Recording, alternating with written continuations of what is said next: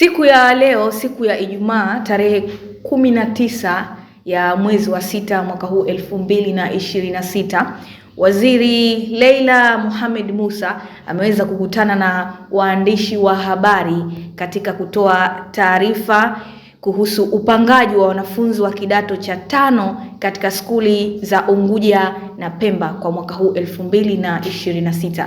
Na hapa msikilize jinsi anavyoeleza juu ya upangaji huo.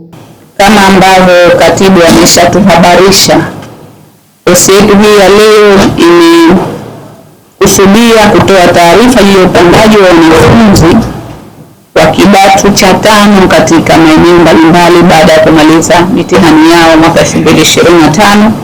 Kama ambavyo tunafahamu, mitihani hii kwa mwaka 2025 ilifanyika kuanzia tarehe 17 Novemba 2025 na ikamalizika tarehe 5 mwezi wa 12 2025 kwa Tanzania nzima. Kwa hivyo upande wa Zanzibar, jumla ya wanafunzi jumla ya watahiniwa 20,764 walifanya mitihani hiyo, sawa na 98.4% ya watahiniwa 2021 na 98 walioandikishwa kufanya mitihani hiyo.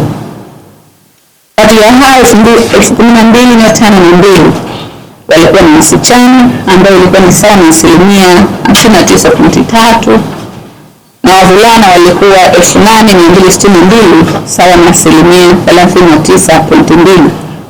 Kati ya watahiniwa hao 17,910 walitoka skuli za serikali na wanafunzi 2,854 walikuwa kutoka skuli binafsi.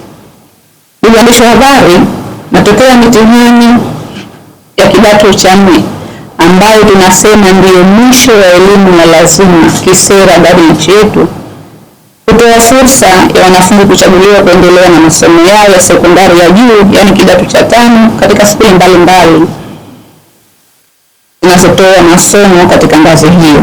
Na ili mwanafunzi achaguliwe kuendelea na masomo ya kidato cha 5 ni lazima awe amefaulu mitihani ya taifa ya kidato cha 4 katika masomo yasiyopungua 5 au zaidi katika kiwango cha A, B, C na D.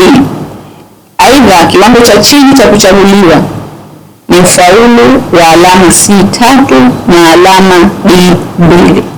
Hii naomba nirudie ndugu waandishi wa habari kwa ajili ya kutusaidia kutoa taarifa.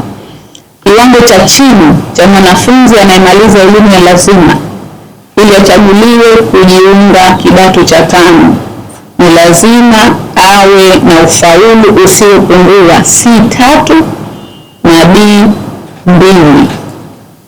Ufaulu huu unahitaji masomo aliyofaulu yawe na tahasusi combination zilizoanzishwa na Baraza la Mitihani wa Tanzania NECTA. Nina furaha kubwa kutangaza rasmi kwa Wizara ya Elimu na Mafunzo ya Amali Zanzibar imekamilisha zoezi la kuwapanga wanafunzi waliofaulu na kuendelea na kidato cha 5 kwa mwaka 2026-2027 ambao wametimiza vigezo vya kujiunga vilivyowekwa. Wanafunzi hawa ni kutoka skuli za serikali, skuli binafsi na wanafunzi wengine wa kujitegemea. Zoezi hili limeendeshwa kwa umakini mkubwa, uwazi na kwa kuzingatia misingi ya haki ili kuhakikisha kila mwanafunzi aliyefaulu anapata nafasi anayostahiki kulingana na ufaulu wake na tahasusi aliyochaguliwa. Ikumbuke kuwa zoezi limefanyika kupitia mfumo maalum wa usajili wa wanafunzi Zanzibar Student Allocation System, ambao unamwezesha kila mwanafunzi mwenye sifa kujisajili na kuchagua tahasusi anayotaka kwa mujibu wa ufaulu wake. Hii ni system kwa mara ya mwanzo ndani ya Wizara ya Elimu tunaitumia kwa ajili ya kusajili wanafunzi advance. Tunaanza kuwazoesha mazingira ya vyuo, kwa sababu hakuna chuo inaomba manual kama ambavyo taratibu tulikuwa tunatumia zamani. Nipongeze sana Wizara ya Elimu na Mafunzo ya Amali, katibu mkuu na timu yenu kwa kuja na ubunifu huu. Wanafunzi walitangaziwa miezi kama 5 iliyopita wakatakikana waombe kwenye mfumo, na niwapongeze wanafunzi wetu wamekuza, wote wameweza na wakaweza kuomba na wakafanya choice ya tahasusi ambazo waliona wanafaa kutokana na ufaulu wao.